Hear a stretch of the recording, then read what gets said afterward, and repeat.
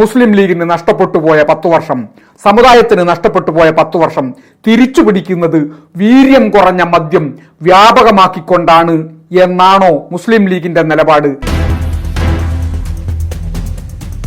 സംഘപരിവാർ അനുകൂല നിയമങ്ങൾ ഉപദേശിച്ചു കൊടുത്തിട്ടുള്ള ജാജു ബാബുവിനെ തന്നെ അഡ്വക്കേറ്റ് ജനറലായി നിയമിക്കുന്നതിലൂടെ എന്ത് മുസ്ലിം സാമുദായിക താല്പര്യമാണ് ഈ UDFന്റെ ഗവൺമെന്റ് സംരക്ഷിക്കുന്നത്? RSS റിമോട്ടിലൂടെ ഭരിക്കുന്ന സംസ്ഥാനമായി കേരളം മാറുന്ന സാഹചര്യം ഇല്ലാതായി എന്ന നഷ്ടമാണോ കഴിഞ്ഞ 10 വർഷം ഉണ്ടായിട്ടുള്ളത്? ആ സ്റ്റിക്കർ പതിക്കാൻ ഞങ്ങൾക്ക് മനസ്സില്ല എന്ന് തന്റെ ഇടത്തോട് കൂടി പറഞ്ഞ ഒരൊറ്റ മുഖ്യമന്ത്രിയെ ഇന്ത്യയിൽ ഉണ്ടായിരുന്നുള്ളൂ. ആ മുഖ്യമന്ത്രിയുടെ പേര് ശ്രീ പിണറായി വിജയൻ എന്നാണ്.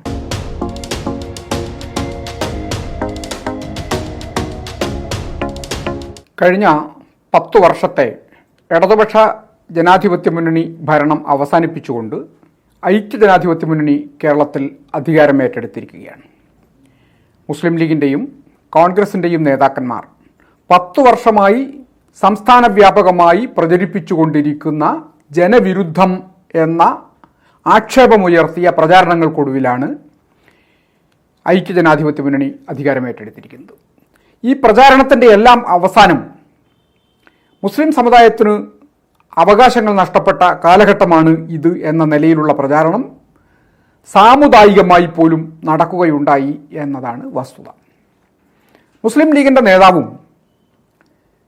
ഇന്നത്തെ തദ്ദേശ സ്വയംഭരണ വകുപ്പ് മന്ത്രിയുമായ ശ്രീ KM ഷാജി ഷാർജയിൽ നടത്തിയ ഒരു പ്രഭാഷണത്തിൽ അദ്ദേഹം വളരെ കൃത്യമായി ഇക്കാര്യങ്ങൾ സൂചിപ്പിക്കുന്നുണ്ട്. അദ്ദേഹം പറയുന്നത്, കഴിഞ്ഞ 10 വർഷം മുസ്ലിം സമുദായത്തിന് നഷ്ടപ്പെട്ട വർഷമാണ്. ഇനി ഭരണം തിരിച്ചുപിടിക്കുന്നത് MLA-മാരുടെ അംഗസംഖ്യ വർദ്ധിപ്പിക്കാനോ മന്ത്രിമാരുടെ എണ്ണം വർദ്ധിപ്പിക്കാനോ അല്ല, മറിച്ച് സമുദായത്തിന് നഷ്ടപ്പെട്ട 10 വർഷത്തെ അവകാശാധികാരങ്ങൾ തിരിച്ചുപിടിക്കുക എന്നതാണ് ഈ ഭരണം തിരിച്ചുപിടിക്കുന്നതിൻ്റെ ലക്ഷ്യം എന്ന് കൃത്യമായി സാമുദായിക ചൊവ്വയോടുകൂടി തന്നെ അദ്ദേഹം പറഞ്ഞു വെക്കുകയാണ്. കേരളത്തിൽ തെരഞ്ഞെടുപ്പ് നടന്നു. മുസ്ലിം ലീഗും കോൺഗ്രസും ഉൾപ്പെടുന്ന UDF അധികാരത്തിൽ വന്നു. 1 മാസം പൂർത്തിയായപ്പോൾ ആ അവകാശങ്ങളെല്ലാം എത്രമേൽ തിരിച്ചുപിടിച്ചിട്ടുണ്ട് എന്ന് പരിശോധിക്കേണ്ട സുപ്രധാനമായ ഒരു സമയമാണ് ഇത്. ചരിത്രത്തിലാദ്യമായി വന്ദേ മാതരം പൂർണ്ണമായും ആലപിച്ചുകൊണ്ട് മുസ്ലിം സമുദായങ്ങൾ ഉൾപ്പെടെയുള്ള പല മതസമുദായങ്ങളുടെയും അനിഷ്ടത്തിൻ്റെ കാരണവശാൽ നേരത്തെ പൂർണ്ണമായും ആലപിക്കാതിരുന്ന വന്ദേ മാതരം സമ്പൂർണമായും ആലപിച്ചുകൊണ്ട് RSSന്റെ താല്പര്യം സംരക്ഷിക്കുക എന്നതാണ് മുഖ്യമന്ത്രിയുടെ സത്യപ്രതിജ്ഞാ ചടങ്ങിൽ നടന്ന ഏറ്റവും പ്രധാനപ്പെട്ട കാര്യം. കഴിഞ്ഞ 10 വർഷമായി മുസ്ലിം സമുദായത്തിന് നഷ്ടപ്പെട്ട അധികാരം ഒന്നാമതായി തിരിച്ചുപിടിച്ചിരിക്കുന്നു ഇതിലൂടെ എന്ന് വേണം മനസ്സിലാക്കാൻ. വളരെ പ്രധാനപ്പെട്ട മറ്റൊരു തീരുമാനം ഇപ്പോൾ വന്നിരിക്കുകയാണ്. ലഹരി കുറഞ്ഞ മദ്യം കേരളത്തിൽ വ്യാപകമാക്കാൻ ലഹരി കുറഞ്ഞ മദ്യത്തിന് ടാക്സ് അളവ് അനുവദിച്ചുകൊണ്ട് പുതിയ തീരുമാനം UDFന്റെ സർക്കാർ, മുസ്ലിം ലീഗിൻ്റെയും കോൺഗ്രസിൻ്റെയും നേതൃത്വത്തിലുള്ള സർക്കാർ എടുത്തിരിക്കുന്നു. കേരളത്തിൽ ലഹരി കുറഞ്ഞ മദ്യത്തിന് നികുതി വെട്ടിക്കുറയ്ക്കുന്ന നിർദ്ദേശമാണ് ഈ കഴിഞ്ഞ ധനകാര്യ ബില്ലിലൂടെ കേരള ഗവൺമെൻറ് അവതരിപ്പിച്ചിരിക്കുന്നത്. ലഹരി കുറഞ്ഞ മദ്യം വ്യാപകമാക്കുന്നതിലൂടെ കേരളത്തിൽ സംഭവിക്കുന്നത്, കേരളത്തിലെ പുതുതലമുറയ്ക്കിടയിൽ ലഹരി കുറഞ്ഞ മദ്യം നമുക്കാവാം എന്ന ഒരു സാഹചര്യം ഉണ്ടാവുകയും ഇത് വിതരണം ചെയ്യുന്ന കമ്പനികളുടെ പരസ്യത്തിൻ്റെ അടിസ്ഥാനത്തിൽ ഇതൊരു ശീതളപാനീയം എന്ന നിലയിൽ പൊതുസമൂഹത്തിന് കുടിക്കാവുന്നതാണ് എന്ന പ്രചാരണം വരികയും ചെയ്യുന്ന ഏറ്റവും ഭീകരമായ ഒരു സാഹചര്യത്തിലേക്ക് കേരളത്തെ കൊണ്ടുചെന്നെത്തിക്കുകയാണ്. വീര്യം കുറഞ്ഞ മദ്യം ഹലാലാണ് എന്നും വീര്യം കൂടിയ മദ്യമാണ് ഹറാമായത് എന്നും ഇസ്ലാമിക വിശ്വാസികൾ എവിടെയും കണ്ടുപഠിച്ചിട്ടില്ല എന്നത് യാഥാർത്ഥ്യമാണ്. വിശുദ്ധ ഖുർആൻ മദ്യം എന്ന് പറയുന്ന ആ വസ്തുവിനെ ശക്തമായി എതിർക്കുന്ന സാഹചര്യം ഉണ്ട് എന്ന് നമുക്ക് കാണാൻ കഴിയും.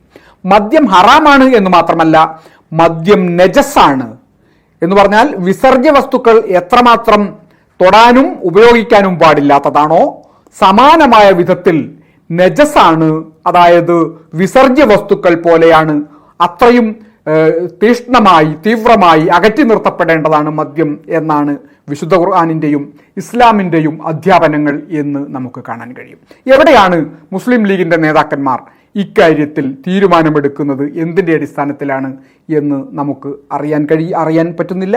ഞങ്ങൾക്ക് ചോദിക്കാനുള്ളത്, മുസ്ലിം ലീഗിന് നഷ്ടപ്പെട്ടു പോയ 10 വർഷം, സമുദായത്തിന് നഷ്ടപ്പെട്ടു പോയ 10 വർഷം തിരിച്ചു പിടിക്കുന്നത് വീര്യം കുറഞ്ഞ മദ്യം വ്യാപകമാക്കിക്കൊണ്ടാണ് എന്നാണോ മുസ്ലിം ലീഗിന്റെ നിലപാട്, പാണക്കാട് സാദിഖ് അലി ശിഹാബ് തങ്ങളുടെ നിലപാട് എന്ന് ഇക്കാര്യത്തിൽ അറിയാൻ താല്പര്യമുണ്ട്. മറ്റൊരു പ്രധാനപ്പെട്ട കാര്യം, 10 വർഷത്തെ നഷ്ടത്തെക്കുറിച്ച് സൂചിപ്പിക്കുമ്പോൾ ഇലക്ഷൻ കമ്മീഷൻ പുതിയതായി നിയമിക്കപ്പെട്ടിരിക്കുന്നു കേരളത്തിൽ. എൻ ശേഷാദ്രിനാഥൻ എന്ന് പറയുന്ന സംഘുപരിവാർ സഹയാത്രികനാണ് ഇലക്ഷൻ കമ്മീഷണറായി നിയോഗിക്കപ്പെട്ടിരിക്കുന്നത്. സംഘുപരിവാർ സഹയാത്രികനെ ഒരു പ്രധാനപ്പെട്ട പോസ്റ്റുകളിലും നേരത്തെ ഇടതുപക്ഷ ജനാധിപത്യ മുന്നണി നിയമിച്ചിട്ടുണ്ടായിരുന്നില്ല. എന്തുകൊണ്ടെന്നാൽ സംഘികളുടെ ആധിപത്യം കേരളത്തിന്റെ പ്രധാനപ്പെട്ട പോസ്റ്റുകളിൽ ഉണ്ടാവാൻ പാടില്ല എന്ന ഇടതുപക്ഷ നിലപാടിന്റെ അടിസ്ഥാനത്തിൽ നമുക്ക് നഷ്ടപ്പെട്ട 10 വർഷം തിരിച്ചു പിടിക്കുകയാണ് വേണ്ടത് എന്ന KM ഷാജിയുടെയും അദ്ദേഹത്തിന്റെ പ്രസ്ഥാനത്തിന്റെയും നിലപാടാണ് ഇപ്പോൾ നടപ്പാക്കപ്പെടുന്നതെങ്കിൽ ആ നഷ്ടപ്പെട്ട 10 വർഷം RSSന്റെ പ്രധാനികളെ കുഞ്ചിക സ്ഥാനങ്ങളിൽ നിയമിക്കാനുള്ള അവസരമാണ് നമുക്ക് നഷ്ടപ്പെട്ടു പോയത് എന്നാണോ അതിന്റെ അർത്ഥം എന്ന് പരിശോധിക്കേണ്ടതായിട്ടുണ്ട്. റോയ് മാത്യുവിനെ നമുക്കറിയാം, കേരളത്തിലെ പ്രധാനപ്പെട്ട ഒരു പത്രപ്രവർത്തകനായിരുന്നു. വളരെ വലിയ ആക്ഷേപങ്ങൾ അദ്ദേഹത്തിനെതിരായി ഉണ്ടായിരുന്നു. അദ്ദേഹത്തിന്റെ സാമൂഹ്യ മാധ്യമങ്ങളിലൂടെ മുസ്ലിം ന്യൂനപക്ഷങ്ങളെ അതിനിശിതമായി വിമർശിച്ചയാളാണ്.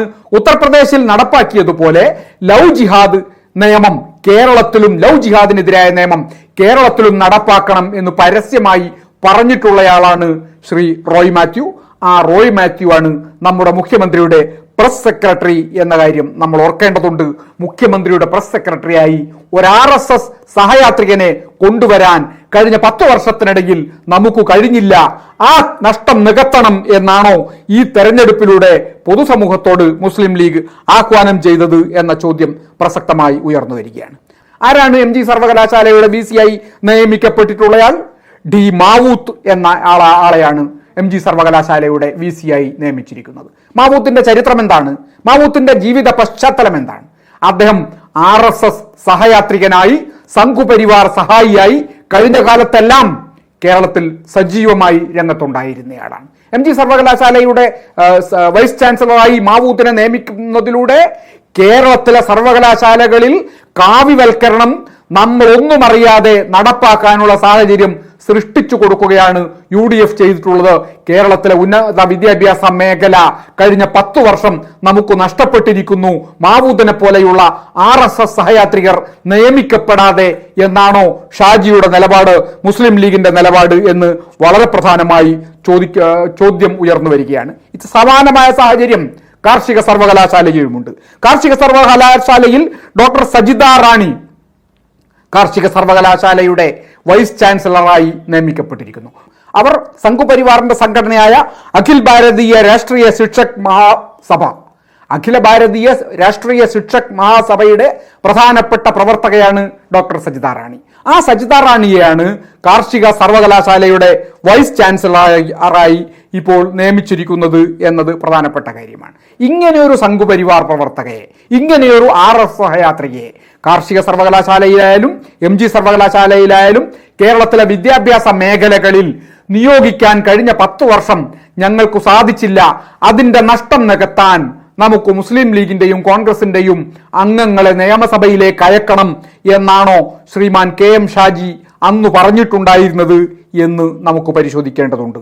അതുപോലെ തന്നെ മറ്റൊരു പ്രധാനപ്പെട്ട കാര്യം, അഡ്വക്കേറ്റ് ജനറലായി നിയമിക്കപ്പെട്ടിട്ടുള്ള ഒരു പ്രധാനപ്പെട്ട വക്കീലുണ്ട്. ആ വക്കീലിന്റെ പേര് അഡ്വക്കേറ്റ് ജാജു ബാബു എന്നാണ്. ഈ ജാജു ബാബു ആരാണ് എന്ന് പരിശോധിക്കണം. ജാജു ബാബു ആരിഫ് മുഹമ്മദ് ഖാൻ എന്ന കേരളത്തിലെ പ്രമാദമായ ഒരു ഗവർണർ ഉണ്ടായിരുന്നു. കേരളത്തിലെ വിദ്യാഭ്യാസ സ്ഥാപനങ്ങളെ മുഴുവൻ RSS വൽക്കരിക്കാൻ ശ്രമിച്ച, കേരളത്തിൽ നിന്ന് അവതരിപ്പിക്കപ്പെടുന്ന ബില്ലുകൾ എല്ലാം തടഞ്ഞു വെച്ചുകൊണ്ട് ഒന്നും നിയമമാക്കാൻ സാധ്യമാക്കാതിരുന്ന, കേരളത്തിലെ വിദ്യാലയങ്ങളെല്ലാം സംഘിവൽക്കരിക്കണമെന്ന താല്പര്യത്തോടുകൂടി വിദ്യാലയങ്ങൾ അങ്കണങ്ങളിൽ നിരന്നു നടന്നിട്ടുണ്ടായിരുന്ന ആ ആരിഫ് മുഹമ്മദ് ഖാന് ഇതു സംബന്ധമായ മുഴുവൻ നിയമങ്ങളും ഉപദേശിച്ചു കൊടുത്തിട്ടുണ്ടായിരുന്ന ഒരു വക്കീലുണ്ടായിരുന്നു. ആ വക്കീലിന്റെ പേരാണ് അഡ്വക്കേറ്റ് ജാജു ബാബു, ഗവർണറുടെ നിയമോപദേഷ്ടാവ്. ആ ഗവർണറുടെ നിയമോപദേഷ്ടാവായിരുന്ന സംഘപരിവാർ അനുകൂല നിയമങ്ങൾ ഉപദേശിച്ചു കൊടുത്തിട്ടുള്ള ജാജു ബാബുവിനെ തന്നെ അഡ്വക്കേറ്റ് ജനറലായി നിയമിക്കുന്നതിലൂടെ എന്ത് മുസ്ലിം സാമുദായിക താല്പര്യമാണ് ഈ UDFന്റെ ഗവൺമെന്റ് സംരക്ഷിക്കുന്നത് എന്ന് പറഞ്ഞു തരേണ്ട ഉത്തരവാദിത്വം ലീഗിനാണ്. ശ്രീമാൻ KM ഷാജി, കഴിഞ്ഞ 10 വർഷം നമുക്ക് നഷ്ടപ്പെട്ടിരിക്കുന്നു. ആ നഷ്ടപ്പെട്ട 10 വർഷത്തെ സാമുദായിക അവകാശങ്ങൾ തിരിച്ചു പിടിക്കേണ്ടതുണ്ട്. തിരിച്ചു പിടിക്കുന്നത് ഈ രൂപത്തിലാണ് എന്നാണോ സമുദായം മനസ്സിലാക്കേണ്ടത് എന്നുകൂടി അറിയാൻ ഞങ്ങൾക്ക് താല്പര്യമുണ്ട്. വളരെ പ്രധാനപ്പെട്ട മറ്റൊരു കാര്യം, PMAY എന്ന് പറയുന്ന ഒരു പദ്ധതിയുണ്ട് നമ്മുടെ രാജ്യത്താകമാനം. ആ പദ്ധതിയിലൂടെ കേന്ദ്ര ഗവൺമെന്റ് വളരെ തുച്ഛമായ സംഖ്യ കൊടുക്കുകയും സംസ്ഥാന ഗവൺമെന്റുകൾ വലിയ തോതിൽ പണം മുടക്കിക്കൊണ്ട് ഭവനരഹിതരായ സാധാരണക്കാർക്ക് വീട് വെച്ചു കൊടുക്കാൻ സൗകര്യം ചെയ്യുകയും ചെയ്യുന്ന ഒരു പദ്ധതിയാണത്. ആ പദ്ധതി പ്രകാരം എല്ലാ സംസ്ഥാനങ്ങളിലും വീടുകൾ വെച്ച് നൽകപ്പെടുന്നുണ്ട്. കേരളത്തിൽ ഇത്തരത്തിൽ വീട് വെച്ചു നൽകാൻ തീരുമാനമായപ്പോ ഈ വീടുകൾക്ക് മുമ്പിൽ പ്രധാനമന്ത്രി നരേന്ദ്രമോദിയുടെ ചിത്രമുള്ള സ്റ്റിക്കർ പതിക്കണം എന്നാണ് കേന്ദ്രത്തിന്റെ നിർദ്ദേശം. ആ സ്റ്റിക്കർ പതിക്കാൻ ഞങ്ങൾക്ക് മനസ്സില്ല എന്ന് തന്റെ ഇടത്തോട് കൂടി പറഞ്ഞ ഒരൊറ്റ മുഖ്യമന്ത്രിയെ ഇന്ത്യയിൽ ഉണ്ടായിരുന്നുള്ളൂ. ആ മുഖ്യമന്ത്രിയുടെ പേര് ശ്രീ പിണറായി വിജയൻ എന്നാണ്. അദ്ദേഹം പൊതുസമൂഹത്തോട് പറഞ്ഞത് ആ വീടുകളിൽ താമസിക്കുന്ന ആളുകൾക്ക് നരേന്ദ്രമോദിയുടെയോ മറ്റേതെങ്കിലും സംവിധാനത്തിന്റെയോ ഔദാര്യപ്രകാരം കിട്ടിയ വീടാണ് എന്ന ബോധത്തോടു കൂടി ജീവിക്കുന്നവരുടെ ആത്മാഭിമാനത്തെയാണ് നാം ചോദ്യം ചെയ്യുന്നത്. മലയാളിയുടെ ആത്മാഭിമാനത്തെ ചോദ്യം ചെയ്യാൻ ഞങ്ങൾ ആരെയും അനുവദിക്കില്ല. കേന്ദ്ര സഹായം ഇല്ലെങ്കിലും കുഴപ്പമില്ല, ആ സ്റ്റിക്കർ ഒട്ടിച്ചുകൊണ്ടുള്ള വീട്, ആ ധനസഹായം സ്വീകരിച്ചുകൊണ്ടുള്ള വീട് മലയാളിക്ക് ആവശ്യമില്ല എന്ന് തന്റെ ഇടത്തോടു കൂടി പറഞ്ഞ ഒരു കാലഘട്ടം ഉണ്ടായിരുന്നു. ആ കാലഘട്ടം കേരളത്തിലെ മുസ്ലിം സമുദായത്തിന് വലിയ തോതിൽ നഷ്ടമുണ്ടാക്കിയ കാലഘട്ടമാണ് എന്നാണോ ഷാജി പറഞ്ഞത്? അതിന്റെ അടിസ്ഥാനത്തിലാണോ ആ സ്റ്റിക്കർ ഒട്ടിക്കുന്നത് തെറ്റില്ല എന്ന് KM ഷാജി ഇപ്പോൾ നിലപാടെടുത്തിട്ടുള്ളത്? വളരെ പ്രധാനപ്പെട്ട മറ്റൊരു പദ്ധതിയായിരുന്നു PM ശ്രീ പദ്ധതി. ഏറെ വിവാദങ്ങൾക്കൊക്കെ ചർച്ചകൾക്കൊക്കെ വിധേയമായിട്ടുള്ള പദ്ധതി. ആ പദ്ധതിയുമായി ബന്ധപ്പെട്ട് പുതിയ വിവാദം ഉയരാൻ ഒരു കാരണമുണ്ട്. കാരണം മറ്റൊന്നുമല്ല, ഇടതുപക്ഷ ജനാധിപത്യ മുന്നണി ഇടക്കാലത്ത് ഒപ്പുവെക്കുകയും ഇതിന്റെ അപകടം തിരിച്ചറിഞ്ഞതിന്റെ അടിസ്ഥാനത്തിൽ പദ്ധതിയുമായി മുന്നോട്ട് പോകേണ്ടതില്ല എന്ന് തീരുമാനിക്കുകയും ചെയ്ത ഒരു സാഹചര്യം.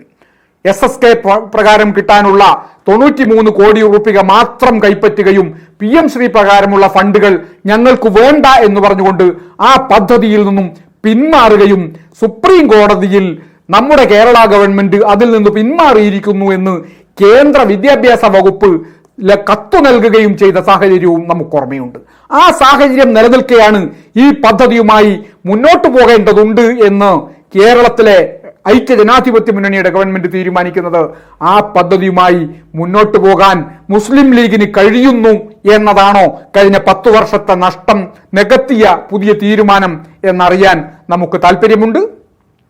ഈ നഷ്ടങ്ങളെല്ലാം പരിശോധിക്കുമ്പോൾ സംഘപരിവാറിന് കീഴൊതുങ്ങുന്ന RSSന് അനുഭാവപൂർണമായ നിലപാട് സ്വീകരിക്കുന്ന കേന്ദ്ര ഗവൺമെന്റ് വിരലുവെക്കുന്നിടത്ത് ഒപ്പുവെച്ചു കൊടുക്കുന്ന ന്യൂനപക്ഷ അവകാശങ്ങൾ അപ്പാടെ നിഷേധിക്കുന്ന വിദ്യാഭ്യാസ മേഖലയെ കാവ്യവൽക്കരിക്കുന്ന RSSന്റെ നിയമങ്ങളും RSSന്റെ തിട്ടൂരങ്ങളും നടപ്പാക്കുന്ന RSS റിമോട്ടിലൂടെ ഭരിക്കുന്ന സംസ്ഥാനമായി കേരളം മാറുന്ന സാഹചര്യം ഇല്ലാതായി എന്ന നഷ്ടമാണോ കഴിഞ്ഞ 10 വർഷം ഉണ്ടായിട്ടുള്ളത്?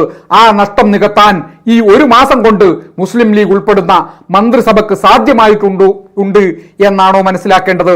ഈ ചോദ്യങ്ങൾക്കെല്ലാം ലീഗും UDFും ഉത്തരം പറയേണ്ടതുണ്ട്. കഴിഞ്ഞ 10 വർഷമായി കേരളത്തിന് നഷ്ടപ്പെട്ടത് ഈ തൊട്ടടുത്ത അധികാരമേറ്റെടുത്ത ആദ്യത്തെ 1 മാസം കൊണ്ട് സഫലമാക്കിയിരിക്കുന്നു, യാഥാർത്ഥ്യമാക്കിയിരിക്കുന്നു ഈ പറയുന്ന മുസ്ലിം ലീഗും UDFും KM ഷാജിയും ഉൾപ്പെടുന്ന കേരളത്തിലെ മന്ത്രിസഭ എന്നാണോ കേരളീയ പൊതുസമൂഹം മനസ്സിലാക്കേണ്ടത്?